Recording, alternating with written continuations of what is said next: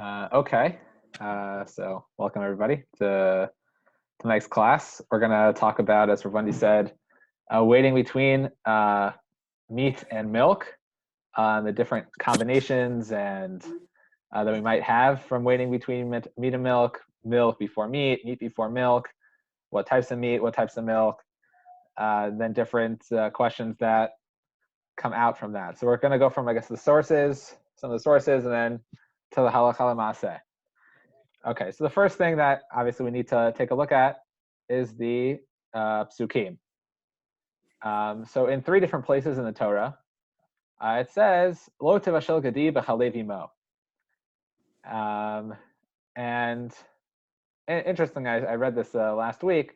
There's a commentator on the Torah, the Bechor Shor, who in the first 2 places that it comes up, where it talks about lo tevashel gadi b'chalev imo, he says the pshat, at least the plain meaning, not what Chazal say, but perhaps the plain meaning is that you're not supposed to do things too quickly, right? Because we're in the context of the psukim, it talks about bikurim and not letting the korbanot, like making sure to eat the korbanot on time. So at least in some of perhaps the plain meaning was to do things on time and quickly. So, however, in Chazal, we find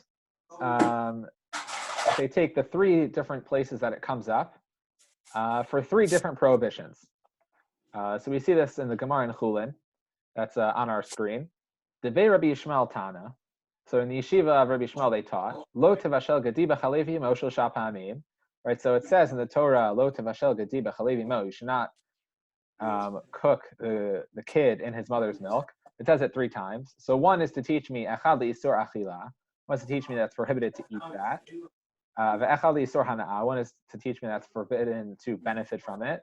Ve'echad le'isur bishul. And one is to teach me that's forbidden to even cook these things together. Okay, so then what things are prohibited in Torah and what things are prohibited midirabanan? Because we saw in the Gemara that there were 3 different prohibitions. So when do these prohibitions apply on a Torah level, and when do these prohibitions apply on a rabbinic level, midirabanan? Are we clear so far? Okay. Yes. Okay, so I'll take it as a yes. Okay, so this is just a summary of what it says in Shulchan Aruch Yerodea 87, Pei Zayin. So Min HaTorah, the most severe level, so only cooking kosher milk with the meat of a kosher domesticated animal and eating or benefiting from such a combination is prohibited Min HaTorah. So you need like a very specific circumstance in order for it to be prohibited min HaTorah. However, midirabanan, if you eat a mixture, if you have milk and meat which weren't cooked together, if you just ate them together, that would only be midirabanan. And the same applies for eating chicken with milk. Cooking and benefiting from that is permitted. And then eating milk with meat when one of the elements isn't kosher, then that would be that'd also be prohibited to eat, but it'd be permitted to cook and benefit from it. So what's interesting is a lot of times we get caught up with we don't always remember that the bishul, the cooking, could present itself in certain situations. Like for example, if we know that there is, I don't know, maybe if we know that there's pizza in our garbage, and then we pour hot meat onto that pizza, and we know it's there, then that could potentially violate the prohibition to cook meat and milk together. However, in many situations, we don't know if it's really there, so then you don't need to worry about that. But if you know that it's there, then it could be problematic. So essentially, waiting between meat and milk is essentially we're trying to distance ourselves from a rabbinic prohibition. The rabbinic prohibition of eating a mixture of milk and meat which weren't cooked together. So we might ask ourselves, why is it that we need to be so careful about distancing ourselves from this prohibition midirabanan? Like, let's say some opinions say, right, well, everybody knows that you need to wait maybe 6 hours between meat and milk. Why do we need to wait such a long time? And why do we need to distance ourselves from maybe a derabana. So there are perhaps 4 different ways that we can explain this. So how is basar b'chalav different from other prohibitions? Why are we so careful around basar b'chalav? And we find this in not just waiting, but in the way we organize our kitchens as well. So number 1, it's prohibited to benefit. You're prohibited to benefit from the basar b'chalav mixture. So it's true that there are other prohibitions that are similar to that, orla kilayim or avodah zara, but essentially in the Gemara, when we find that there's something that's prohibited with benefit, it tends to be a more severe prohibition. What's different even about meat and milk is that it's prohibited to even cook it. That's very unique to basar b'chalav, that you're not even allowed to cook those things together, which you don't really find in other places. A third thing is that the 2 elements, when they're alone, they're permitted. Meat, milk, kosher milk on its own and kosher meat on its own are permitted. However, when you put them together, then they become prohibited, which we find by kilayim.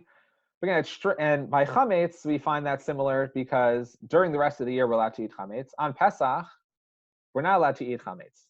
So we take many more, we're more careful around chametz on Pesach because it's available to us during the year. So too with basar b'chalav, if it's available to us, then we might violate the prohibition, so we're more careful. And then finally, there are different explanations for the reason for basar b'chalav. I think the Ramban says that when you cook meat in milk, it's kind of unethical, especially in the scenario that the Torah writes that you're cooking the kid in his mother's milk. As well, the Rambam in the Moreh Nevuchim says that cooking meat and milk together had pagan origins, and therefore we definitely wanted to distance ourselves from pagan practices. Okay, so far we've established the 3 that midrabanan, it's prohibited to eat anything which is to eat meat and milk together, even if it's not cooked, and why, despite the fact that it's only derabanan, we're so careful about distancing ourselves from it. So we're going to deal with the first issue of milk after meat. Why do we need to wait? So essentially, there are 2 opinions. You have the Rambam on one side and Rashi on the other side. So the Rambam says the reason why we need to wait after eating meat to eat milk is because he says mipnei habasar shel bein hashinayim. Essentially, when you eat meat, there's meat that gets stuck there in between your teeth, and you're not able to necessarily clean it out. So when you drink milk, you're going to be eating meat with milk. Then Rashi, on the other side, says that it's prohibited because the basar motzi shuman. The meat kind of has this taste that comes out, and the taste stays in your mouth. And when you eat the milk, then the milk will mix with the taste of the meat, thereby violating the rabbinic prohibition. So some Rishonim Achronim suggested differences between Rashi and Rambam. That in a case where, let's say, you're chewing meat for a baby. So according to the Rambam, since you're chewing it, then it will get stuck between your teeth, and therefore you would still need to wait the 6 hours that the Rambam requires, but we'll get to that later. According to Rashi, if you're only chewing for a short period of time, then the taste is not going to really be taken out of the meat, and then you wouldn't need to wait. Or another difference between them is if you have meat in your teeth, and then after 6 hours you find the meat. According to the Rambam, after 6 hours, the meat no longer has the status of meat, so you wouldn't have to, to even take it out. But according to Rashi, since the meat continually takes out taste, it would still be problematic. So we see, why do we need to wait after eating meat? So we have the Rambam who says that you have the meat between your teeth, and then we have Rashi who says that the meat brings forth a taste which would eventually get mixed with the milk. Okay, so now we know why we need to wait. So how long do we have to wait? So the Gemara in Masechet Chulin, Daf Kuf Hey Amud Aleph, brings the statement of Mar Ukva, where he says that I am nothing compared to my father. I'm like vinegar, the son of wine. Because essentially my father, he would wait a full day between eating meat and milk. But he says about himself, V'ilu ana, but I, Behas seuditahu de la achilna. So I don't eat meat in the same meal as milk. L'seudata acharita achilna. But if it's a different meal, then I will.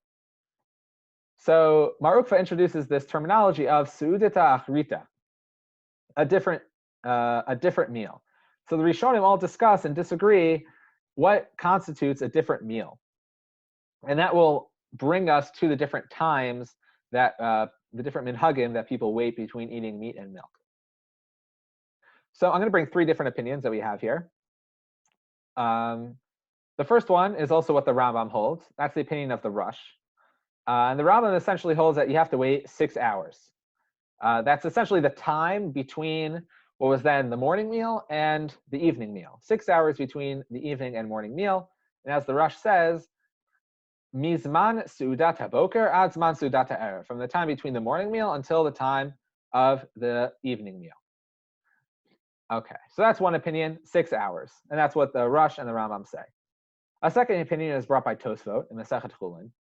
And they say that all you need to do is to wait until the next Seuda, the next, so to speak, halachic Seuda.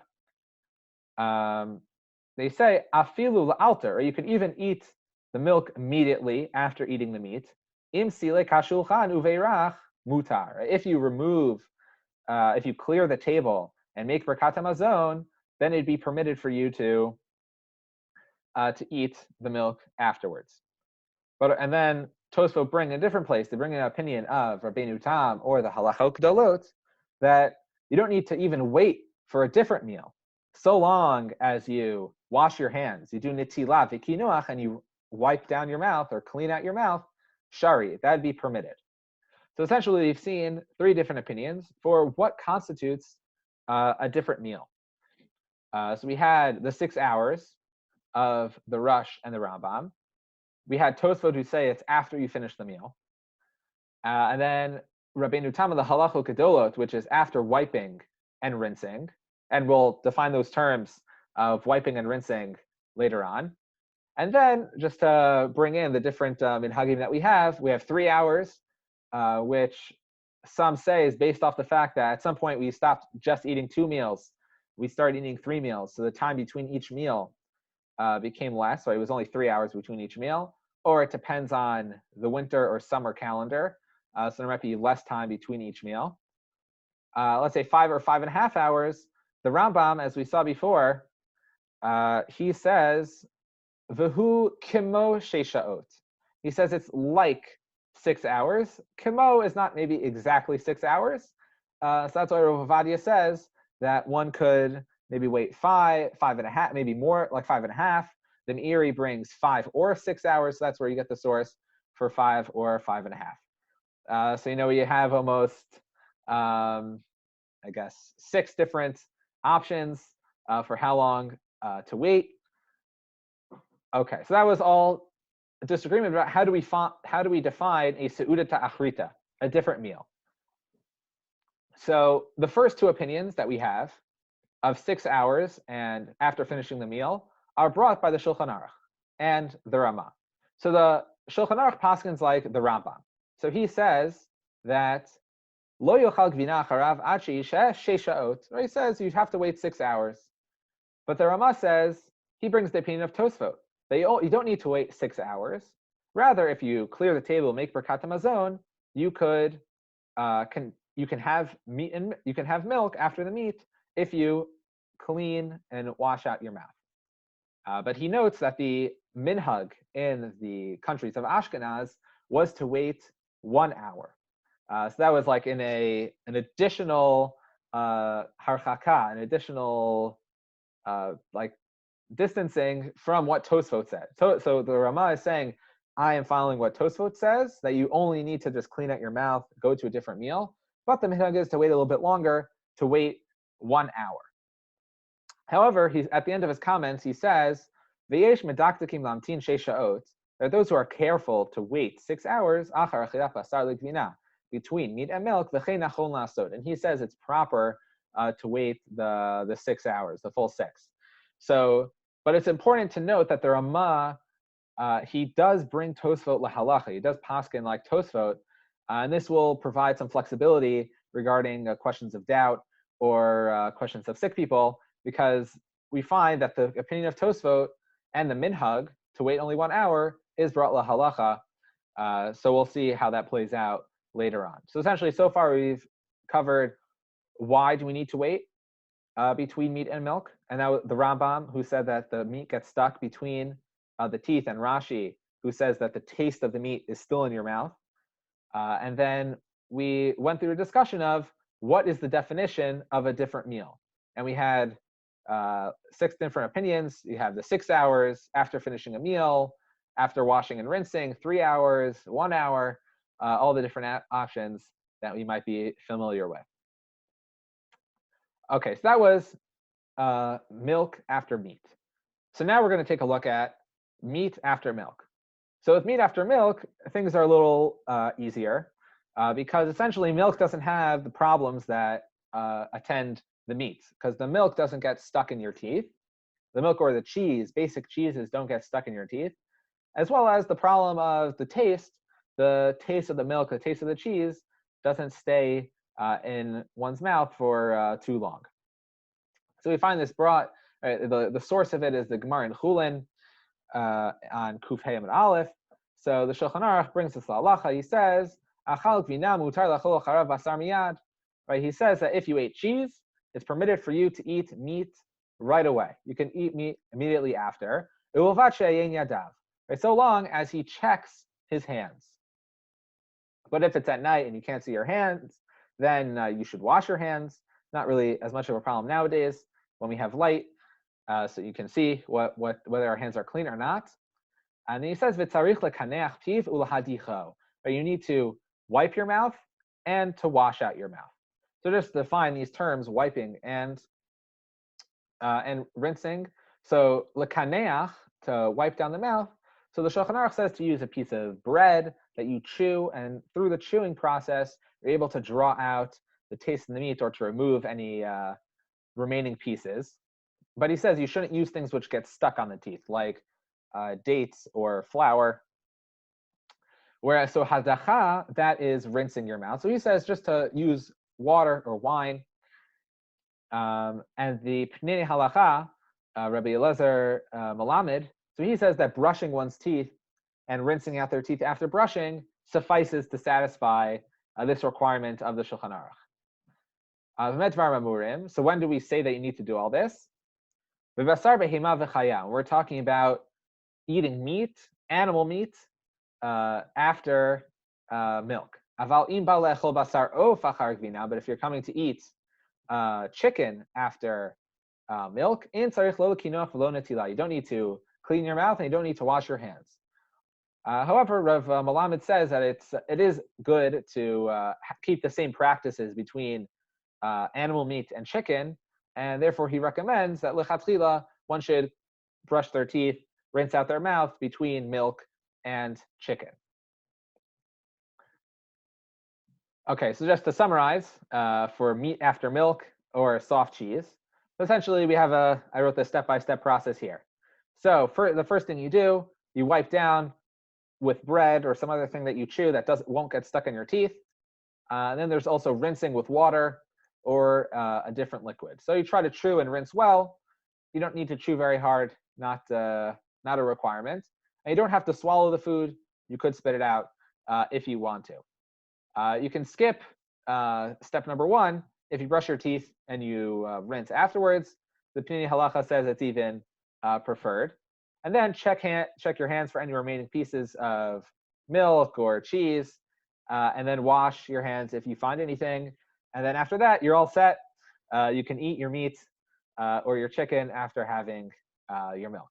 Because again, the problems that we found by meat don't really exist by milk and soft cheeses. But we are, I think some people are familiar with the problem of the hard cheeses, the Parmesans, that are in the market, that people wait a little bit longer after that. And the source for that is the Rama, and he says that there are those who are even careful to wait between milk and meat, but he qualifies it, he limits it that he says shekol hashag vina kasha. If the cheese is hard, eino cholin achareha afilu basar of. They won't even eat chicken after that hard cheese. Kamo b'vina achar basar. V'yesh mekilin. He says there are those who are lenient regarding this, and he says not to come into conflict with them. Just that you should, if you're having a hard cheese, he says that there are some people who will just rinse out their mouth and clean it out. But he says it's good to be careful with the hard cheeses. And essentially that's the practice, that if you're having a hard cheese, then you will wait the amount of time that your minhag is. So if your minhag is to wait 1 hour between meat and milk, then you'll wait 1 hour between a hard cheese and meat. If your minhag is 6 hours or 3 hours, then it's the same thing. That if it's a hard cheese, you'll wait 3 or 6 hours, depending on your minhag for meat and milk. But what's the Yeah. Yeah, I was just going to ask, what's the definition of a hard cheese? I was about to get to that. Oh, okay, thank you. Yeah. So essentially, what's the reason that we're so careful for waiting after hard cheese? And then we'll get to the definition. So essentially, we find the same problems that we had by meat with hard cheeses. That by hard cheeses, we find that the taste lasts for a long time, or it gets more easily stuck between the teeth. So the definition of hard cheese is either, and this is what the commentaries bring, that it takes 6 months to process to make the cheese, or the taste is strengthened through the use of different enzymes and the like. Essentially, there is a disagreement amongst the poskim regarding yellow cheese, the modern yellow cheese that we have, but essentially most poskim say that you do not need to wait the extra time, that yellow cheese doesn't have the status of hard cheese, that you would need to wait. If you have yellow cheese, you just need to clean your mouth, wash your hands, and you can have the meat. Okay, so we've dealt with waiting between having meat and then waiting for cheese and milk, and then also having milk and waiting for meat. But now we're going to deal with different attendant issues that come up regarding meat and milk. So we have waiting for things after things which aren't meat. This comes up many different times, a lot of doubt surrounding these issues, because we don't always have the thing which is meat. Right? If we're having a cholent, maybe we don't have the meat. Maybe we just have the potatoes that are cooked in the same dish as the meat. Or we have pasta that is cooked with meatballs. So the pasta is, if it's cooked together with it, what's the status of the pasta? So we'll deal with these issues in this order. Let's see, Rav Wendy, how much time do I have left? Ooh, okay, I guess I'll continue. How much time depends on the people. Half an hour, I think, we have another 5 minutes more or less. Another 5 minutes. Okay, so we'll see. I'll try to get through, I guess, the first two issues. So essentially, we have waiting for after things which aren't meat. So the Shulchan Aruch brings this issue and says that, according to the Shulchan Aruch, if you had a dish that you didn't eat the meat itself, but you had the dish that had meat in it, then you don't need to wait the time that you would for having meat and then milk. Since you didn't eat actual meat, even though the thing is in the same dish, then you would be able to have the cheese afterwards. Like if you just had the potato, you wouldn't need to wait.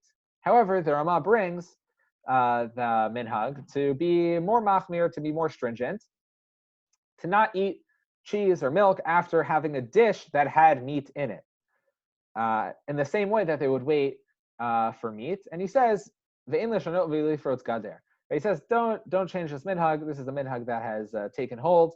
So people are careful not to eat.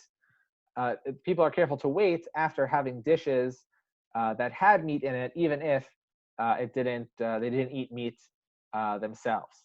However, he does note that if it was a dish that was cooked in a meat pot, then you could eat the cheese afterwards, and there's no minhag to be stringent regarding that. So if you had the pasta which was cooked inside a meat pot, even though you couldn't have that pasta with milk, after you have the pasta, you could have the milk.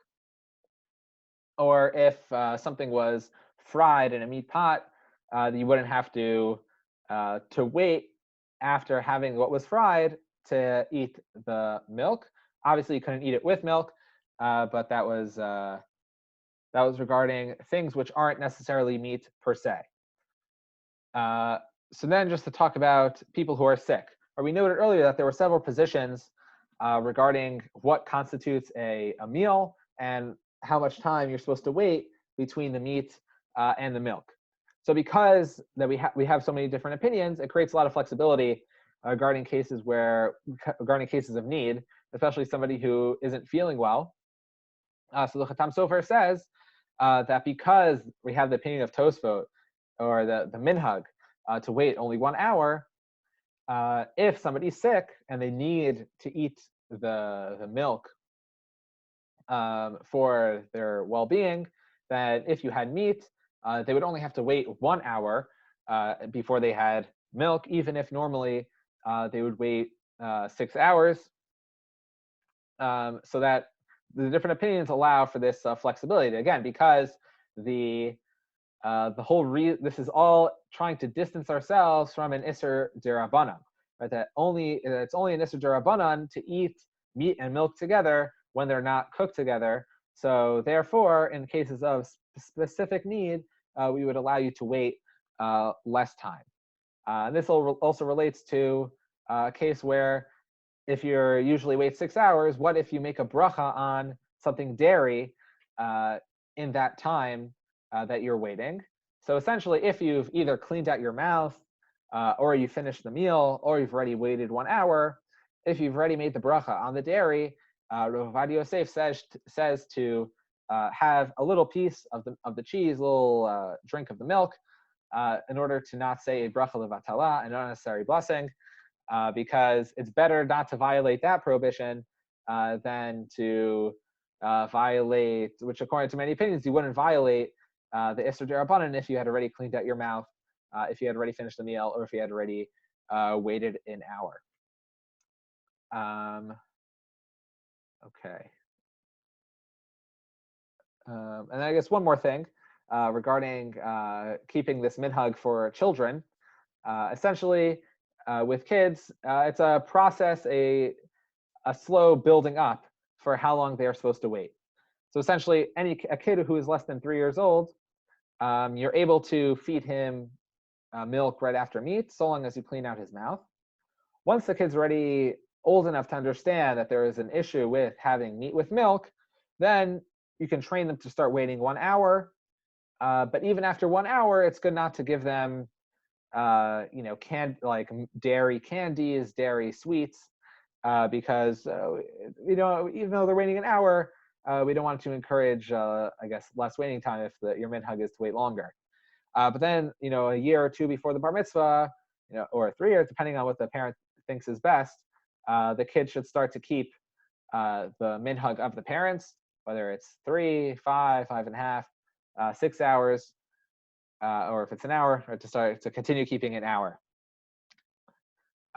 Okay, so just to summarize what we learned about tonight, we essentially learned about we learned about the level of the prohibition that we're trying to distance ourselves from when we're waiting between meat and milk, that we're trying to distance ourselves from an Isser Derabanan, why Basar B'chalav is such a serious prohibition, and then we dealt with why having meat is such a problem, like not why meat is having such a problem, but why meat becomes problematic and eating milk afterwards becomes problematic, because meat gets stuck or the taste stays in your mouth. We saw machlokot about what constitutes a meal, what constitutes the amount of time that you need to wait between having meat and dairy. And we also spoke about having meat after dairy, right? That you need to brush your teeth, clean out your mouth, wash your hands, then you could have the meat. Then we spoke about the different attendant issues that come up regarding hard cheeses, waiting after things which aren't necessarily meat but are in a meat dish, kids, people who are sick, and maybe if you made a bracha within the time that you're waiting. you very much. Thank you very much, Ephraim, for the great job in bringing us to this long topic. Just to give you the idea of how long it took us to learn it. When we learned it deeply, it took us to think about a week, and Ephraim he had gave it in half an hour in a nice summary. So thank you very much. Thank you very much to you for joining us. And Be'ezrat Hashem, we'll continue next week on a different link. Okay, I'll send a different link. So I'll send a link. We'll send sometime the recording of this with the sources if you want them. And have a great evening. Thank you so much. Thank you. Have a good night. Thank you. Good night.